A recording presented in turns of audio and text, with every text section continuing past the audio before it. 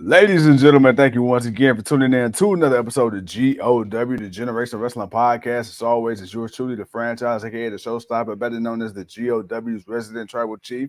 With me, as always, is the host of all things AEW. He is the flyest in the room, Mr. 1, 2, 3. Pin that ass down, K Breezy, aka EC's resident Isaac Hayes, King Tuco. Bro, what's good? Man, you know what's good, man. It's the Wednesday night block party, man. With your Yeah. boys hanging out. Leo with the shoosh, please. Cheers. Right now we got Roddy Strong taking the Iranagi from Samoa Joe right now as they are battling to see who fights MJF next week for that AEW Triple B Championship. Yes, sir. Yes, sir. Yes, sir, bro. Today I wanted to relax a little bit, So I had to come in with the hair down, what I'm saying, looking like a pimp named Slickback. Right, So right. I'm in my element right now. We're talking with the people, man. You had your nice little day off. I had a little chance to chill. For sure. Did you feel rested, my brother? I feel good. I feel rested. I feel relaxed. Getting ready for a long season. Other than that, man, we're gonna do what we do, man. We're gonna talk about this wrestling. And we're gonna, right now we're gonna finish off this main event. We're gonna talk a little bit about the show. Show wasn't too crazy. A few things happened, but nothing too out of the box as we're getting ready for Grand Slam next week. Tony, he's gonna come out the bag on that one.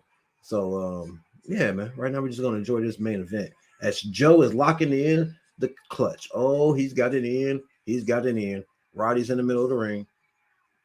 Oh, Roddy tapped out. Oh shit. Oh shit. Already. Joe about to kill. Left Joe about to kill somebody. Hey, look, Roddy Strong, he tried his best. The neck just couldn't hold up, Hey man, the neck. Hey, I guess the neck is really that bad. Yeah, buddy. Speaking of the neck, man, hey, is NJF really hurt or are we milking this? I mean, it could be a little bit of both. Could be a little. It could be. Ain't no telling. I'm gonna say y'all better not text Samoa Joe. It'll be the last thing y'all do.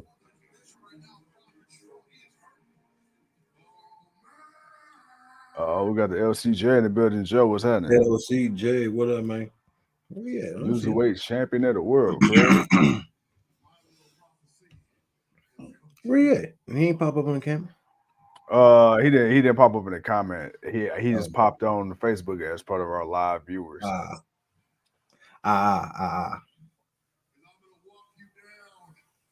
There he is. LC Jizzle. People need to slow their roll with Adam Copeland. He's not going anywhere. Yeah, you never know. But I agree. Joe coming for that gold. All right, man. We know who it is. We know it's going to be Samoa Joe versus MJF next week for that AEW World Heavyweight Championship, man. What are your thoughts, man, real quick, as we'll talk on that real quick before we get to the rest of the show. I mean, hey, come on. You got two horses going at it. You got MJF, you got Samoa Joe, you paying back. You're doing a callback from years ago at NXT. Now these are two grown ass men and an upstart promotion coming off a historical weekend a few weeks ago. Let's run it back. And then, even if Joe loses, I mean, it ain't like he gonna lose his championship. So, hey, at this point, all they gotta go out there and do is have a great match. So, hell yeah, I'm ready. Yeah, I noticed that too. Leo, that it's still early. Early as fuck. 5 minutes. They taking a WWE. And all of a sudden now he saw Adam Cole coming down. All of a sudden now his neck hurts. That's funny as hell. And all of a sudden he just dropped.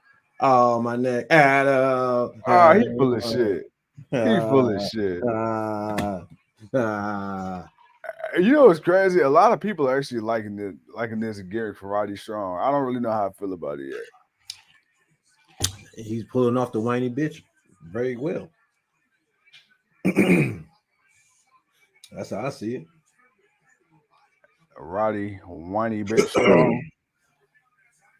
He's just pulling off the whiny. He's just pulling off the whiny bitch really good. Now all of a sudden, oh my God, he's so hurt. He can't move. The way he was cool until Adam Cole came out, he just flopped and just fell over. Like Come on, man. It's legit, Leo. He said it's legit. They got the stretcher out. That's funny as Yeah. hell. So I guess instead of a hospital, they're gonna take him to a medical facility, huh? Uh-huh. Yeah, the backstage area. Mm-hmm. Yeah. That's where we're going. It's going to the trainer's room. And you know what's funny? Like when they have like those segments where like they be in the back, like in the how about they call it the USA in the parking area, and they Mm. pull off. I want to know where like do the ambulance really be going? I don't know if they just like circle the block, like all right, camera shot done, bring it back. And they probably just go to the end and then out of view and then just like, all right, that's it. Yeah, You don't go far.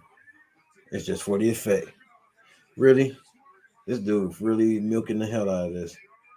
bro, you got all these damn refs out there. Like he didn't even take no shot to his neck. He just got choked out and was perfectly fine.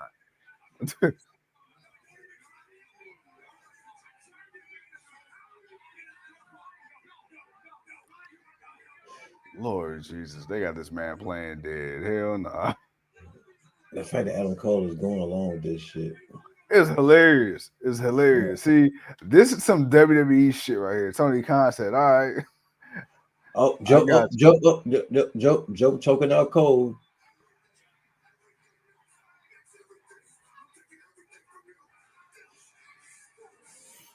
I you. This is hilarious. mean, okay, all right.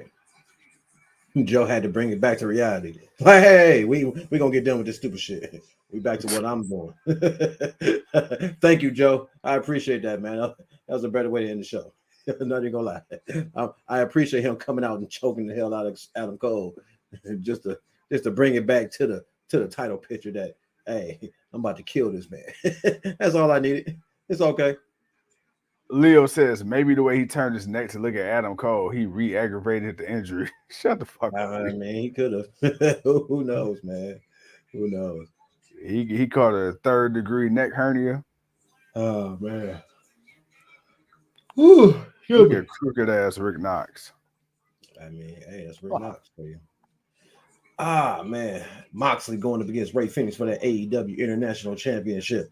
Ooh, that should be a really good one right there. Over or under, Moxley bleeds. oh, bro. Over as fuck. Uh, Over. Rhea versus Toni Storm for the AEW Women's Championship. And then, of course, man, we got Claudio, the Ring of Honor World Claudio. Champion, going up against Eddie Kingston, the New Japan Strong Open Weight Champion, champion for champion, title versus title, who will walk out double champ. And then, of course, we got Chris Jericho versus Sammy Guevara, the Les Sex guys going one-on-one. This is it, make or break for Sammy Guevara. Man, not a bad little card for Sam next Nah, week. not at all. Not at all. You know he gonna go all out. You know what I'm saying? Them entrances are gonna be immaculate. We're gonna probably have some special themes. Tony Khan paying that money because why not? Damn it. Yeah, I can see they might add another match or so. I can see something else might be getting added. Uh, You know what's funny? You asked what's the over under he bleeds. Hey, we need to have a bet on these matches on if he doesn't bleed. Like, is he not gonna bleed? I I don't know how that mean, man got any blood platelets left. Like, god damn, bro. Like every week, it's like the damn blood bank. look, he only bleed once a week, so I mean, he's got 7 days to replenish. I don't know if he's filling back up what he's losing, but you know, we'll see. Yeah, he said close enough. We'll see. Right, close enough. I mean, it is what it is. Ah man, but all right, man. So speaking of Moxley, speaking of bleeding, he fought Big Bill for the AEW International Yo.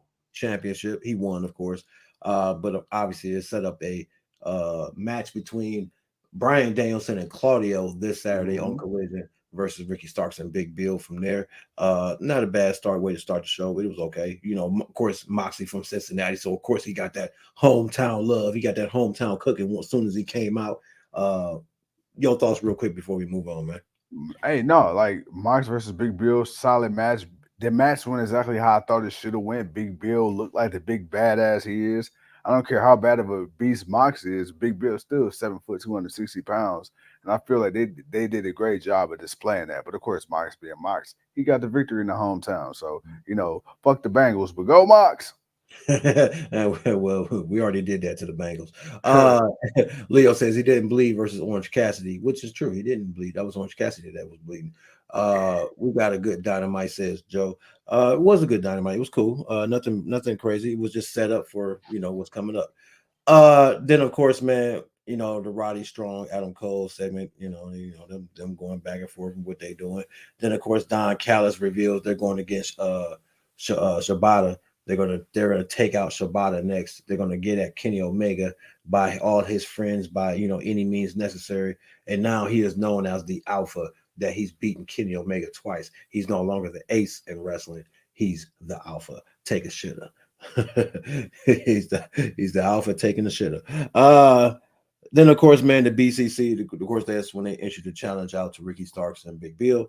Then of course, Hook and Orange Cassidy kind of had a meeting of the minds, just paying respects to each other, which was cool.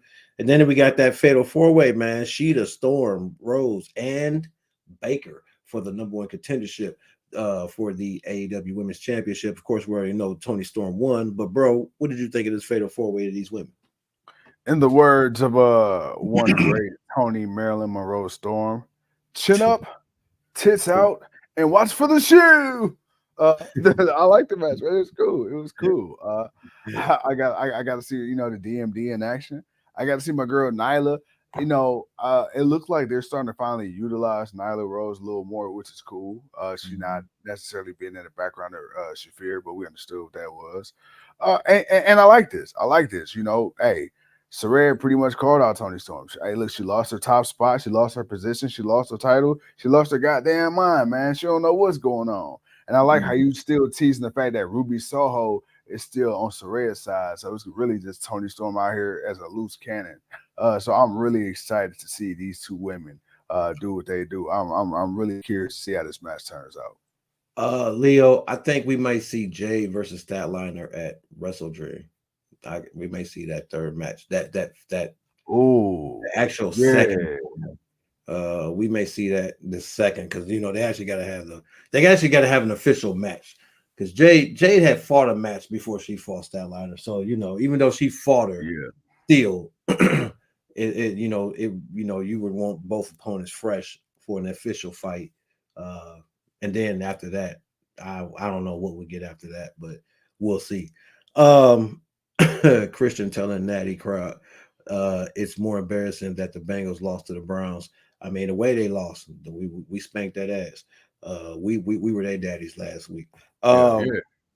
And then of course Saraya talking that talk after Tony Storm won. Then of course we got Jericho and Sammy just pretty much reminiscing. Even Jericho mentioning that damn big ass panda head that he wasn't a fan of Sammy Guevara, and Guevara basically letting it be known, man, he wants to be looked at in the light of all the great champions that are there and have come before him. And yeah, and we wanted to see that too. So I'm okay with this. I like the fact that when Jericho mentioned, like when he told Sammy and Daniel Garcia, if you want to take it to the next level, you got to do outside of Chris Jericho. And even though people took it as he was just trying to dump them off, but it made more sense now when he actually said it, and they kind of had this moment in the ring because it's like he wasn't wrong, he was right. He's like, bro, you gotta take that next step. Like it ain't so much about me not appreciating y'all, bro. You're becoming more than what you have. We watched Daniel Garcia be a guy that was coming in and doing good but losing, and then all of a sudden just start whooping ass, and now he's won championships and he's been doing stuff. So Right.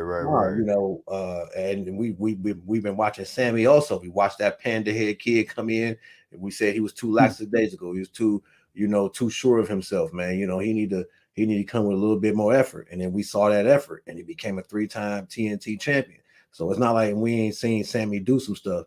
So it's good, it's a matchup that he needs to have, face Chris Jericho. I'm good Yes, with sir. it.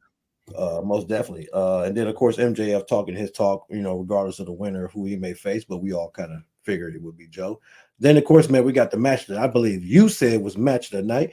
Brian Cage versus Adam Hangman Page. Yeah. Bro, your thoughts, man. Go ahead and talk to the people. No, like I said, man, yeah, that was a match. I didn't I didn't know I wanted to see, but two, like I got it, and it was a really good match. I've been very critical of the booking of Mhm. Brian Cage. I've been very critical of his matches he's had in AEW. And to be honest, there's been a lack of opportunity, but I feel like the opportunities he has gotten more times than not, man, it just X didn't necessarily mark the spot with his ass. But this one against Hangman Page, bro, hey, peanut butter and jelly. Peanut butter and Right. jelly. A lot of times with Cage, like oil and water. It's a bull in the china shop. But hey, this one was good. And Hangman, I was really more so thoroughly pleased with what I saw from Hangman because we really ain't seen Hangman on TV in a consistent role since he had a kid for real. So he Right. Right. looked good, and I'm excited to see where that goes for him. But hey, Brian Cage, I'm impressed. Hopefully, we get more Mhm. of him. But like I said, Hangman, main story was him. He came out, he looked good, he dominated. Good Yeah, shit. no doubt. Yeah, no doubt, no doubt. Like I said, then of course, man, the story further along with him and Swerve, as we will get Swerve Strickland going up against. I'm sorry, Swerve. Yeah, Swerve Strickland. Going up against Adam Heyman Page at Wrestle Dream. Along of Hmm. course with seeing Brian Danielson going up against Zack Saber Jr. So that's already two good matches, and of course, Leo says, Nana had to hit the dance once Swerve music hit, and of course, he was getting it in the ring. My boy was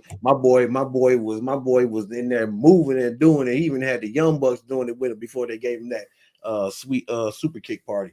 But I'm definitely hyped. I mean, what Swerve said to Paige last week hit more than what Paige had to say back, even though it was a good rebuttal, but it just it was good enough. It was good enough, it was just for him to have a comeback after winning. But yeah, man, I'm looking for my boy Swerve to pull out the victory in this one. It's definitely time for him to step up and get some singles gold around his waist. Yeah, yeah. I mean, Swerve, he's done the tag team thing and the group thing ever since he came in AEW. I like him in the group. Don't get me wrong, he's a hell of a leader, but bro, we need to see Swerve, Hey, he need to be out here shining on his own with that singles goal, like you said. So, I mean, if he got to be Swerve and Hangman for that to happen, let's go. Let's go. If Nana keeps being if this entertaining, the Mongol embassy will be baby faces. No, they won't. Uh, he'll just he'll just be entertaining. You can be entertaining and still be a heel because of what they're gonna do. Swerve ain't finna turn into a face, and the embassy ain't finna turn into no faces. And Nana's I'm a, just Nana's just he just swerving as he's driving. That's all it is. He just And I'm gonna swerving. be honest, I don't want to see Swerve as a face. I said No, this no, back when he was in no, no, no. NXT, because when he was in NXT, you always was a fan of Swerve. I really didn't become too much of a fan of his like character work until he started like not necessarily become a heel, but when he seen it with Hit Row and that his swag just got a little cocky. I'm like cocky Swerve just hit different. So Yeah, nah, man, let Nana do his thing. Keep Swerve how Swerve is. You say Swerve while he ride, you know what I'm saying? right. That's all And that that's is. it. That's That's it. it. I like how Nana though. Hey, shout out to Nana, man, for that contract extension. He deserved that shit. Because I specifically watched Dynamite hoping to swerve while I drive. And he most definitely got his money in the ring, man. My boy put Yes, on a sir. nice little performance, but Yeah. definitely want to see that matchup at Wrestle Dream. Then of course Daniel Garcia look like he's gonna try to get recruited by Don Callis. Then of course they recap Jay showing up and laying out Statlander and letting her know, hey, I want my belt back. Then of course Nick Wayne and Darby Allin, they won against 2.0.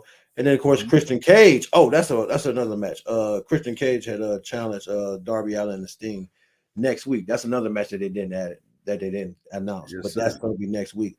Darby Allin and Sting versus Cage and Luchasaurus at Grand Slam. So that's another match. That I'm like, I felt like it was another match added. That was the match that they added.